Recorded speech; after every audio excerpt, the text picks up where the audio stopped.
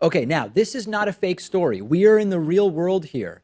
Because of mounting claims that Donald Trump is not cognitively competent and not fit to serve as president of the United States, because more and more evidence is out there that Donald Trump may be in the early stages of dementia, Donald Trump has now agreed to undergo a medical exam at Walter Reed Medical Center to, I guess, try to put these allegations to rest. And the claims include everything from Trump doesn't recognize people he's known for decades to Trump often is repeating the exact same stories word for word, as if he doesn't even remember having told that story. Now, these can also be signs of complete and total narcissism, right? But let's put that aside because there's a lot more that's being added to the story. The problem with this little medical test stunt is that the entire thing is completely and totally bogus, and I'm going to tell you why, right? So as the story goes, as told by Trump, he's going to go to Walter Reed Medical Center in Washington, D.C. this Friday.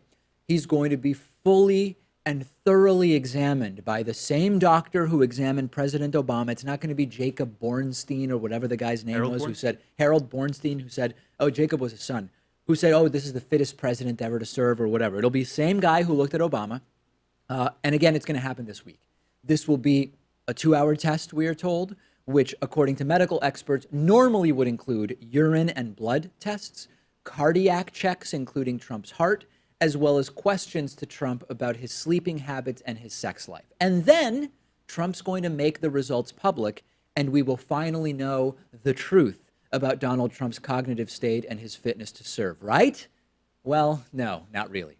It's up to Trump to choose what gets released from this test, from this examination. It's not the hospital that's going to release the results. Trump will get it, and his office will put together a summary, likely that means bullet points, of whatever Trump and his White House staffers decide they are going to publish. So right off the bat, let's just imagine for a second, Trump does this test and the exam turns up that something is up with Trump's fitness to serve or cognitive ability, and it doesn't have to be released because Trump's going to pick and choose what it is that he tells us. But the bigger issue is that the concern here is over cognitive issues, not physical. Mostly this exam on Friday is going to be about physical issues, which gets us to the real question. Can cognitive decline be measured empirically, objectively, in a structured 2-hour, mostly physical exam centered around things like blood testing and heart health?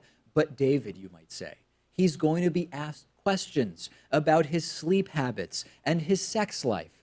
That's not really going to expose early signs of dementia. You need a full psychiatric evaluation. This is a checkup. This is about Trump's prostate and his cholesterol, and the sexual questions are more than likely to connect whether his sex life is safe given his heart health and that type of thing.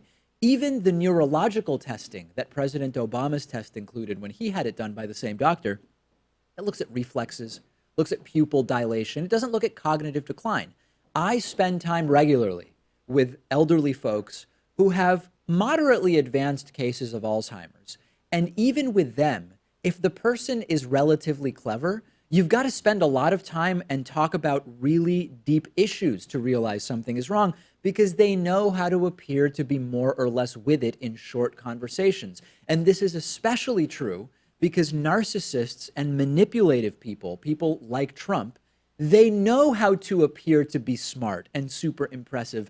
That's what Trump has done in order to get tens of millions of people to vote for him in the first place. So if you think that asking Trump about his sleeping habits is going to expose dementia, if it's even there, absolutely not. So this is a total scam. It's a setup to exonerate Trump and present his defenders with something that they can point to and say, no, look, he went and he saw a doctor and he's fine.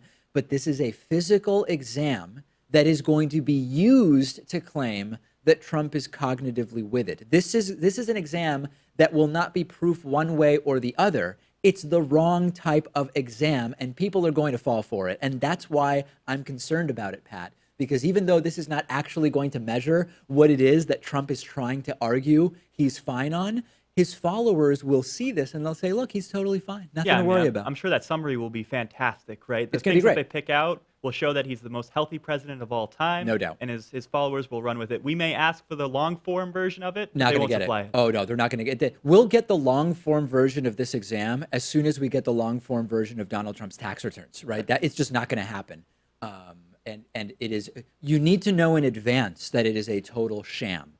Send me your thoughts. I'm on Twitter at @DPakman. The show is on Twitter at David Pakman Show. We'll take a break and be back with so much more right after this. Today's episode of the David Pakman Show is made possible in part by Warby Parker eyeglasses. Warby Parker recently did the right thing and ditched advertising on right-wing conspiracy website Breitbart, pulling their ads off. And you can get the free 5-day home try-on from Warby Parker. Check out their glasses. I use them when I'm not wearing contact lenses. I started with the free at-home trial. They send you 5 pairs of glasses.